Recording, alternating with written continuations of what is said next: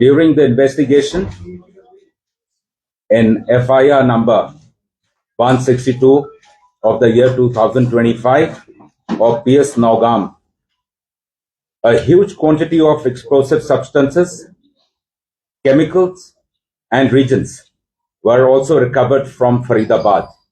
On 9, the samples of the recovery had to be forwarded for further forensic and chemical examination. On account of the voluminous nature of the recovery, this process was going on for the past 2 days, which means yesterday and day before, by the FSL team. Due to the unstable and sensitive nature of the recovery,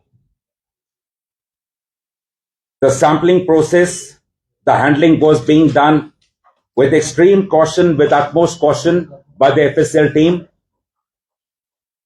However, unfortunately, during this course, last night around 11:20 p.m., an accidental explosion has taken place.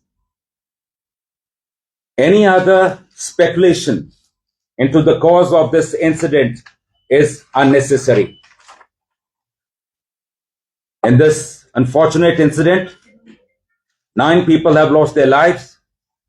1 personnel of SIA, 3 personnel of the FSL team, 2 crime photographers, 2 revenue officials who were basically part of the magistrates team, 1 tailor who was associated with the team.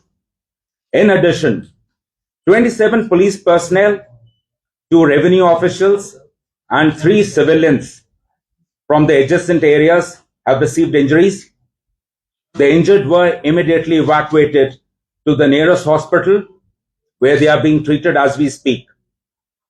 The building of the police station has been very severely damaged, and even the adjacent buildings have suffered. They have also been affected. The extent of this damage is being ascertained. The cause for this unfortunate incident is being inquired into. J&K Police stands in solidarity with the families of the deceased in this hour of grief. Thank you very much. Jai Hind.